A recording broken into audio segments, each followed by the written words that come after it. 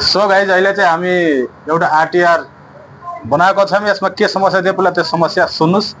हजुरको बाइकमा के समस्या थियो अहिले?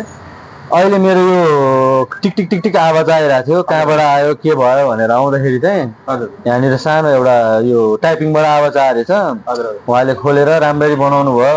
अब सर्भिस राम्रो लागेर मैले अरू अरू काम पनि गरेँ, धेरै काम गरेँ, यहीँनिर सबै काम गरिरहेको छु। जस्तो तेल खाइरहेको थियो तपाईँको, तेल मजाले तेल खाइरहेको थियो, अहिले हामीले मिलाए, कार्बोरेटर सफा गरे होइन, मोबिल फिल्टर मोबिल माथि पास भइरहेको थिएन, मोबिल फिल्टर पनि हाले। हाम्रो सर्भिस तपाईँले कस्तो लाग्यो?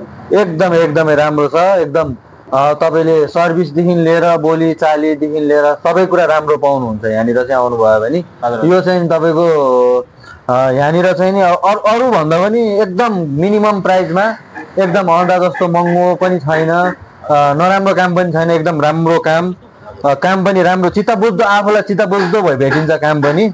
तपाईँको ग्यारेन्टीको साथ काम हुन्छ एकदम। यो भन्दा पहिला तपाईँले इन्जिन बनाउनु भएको छ, तपाईँले ग्यारेन्टी दिएको हो नि। अहिले इन्जिन बनाएको कति दिन भयो? इन्जिन बनाएको भयो अहिले 2 महिना भन्ला हो। 2 महिना भइसक्यो। 2 महिना भइसक्यो। 2 महिना भइसक्यो।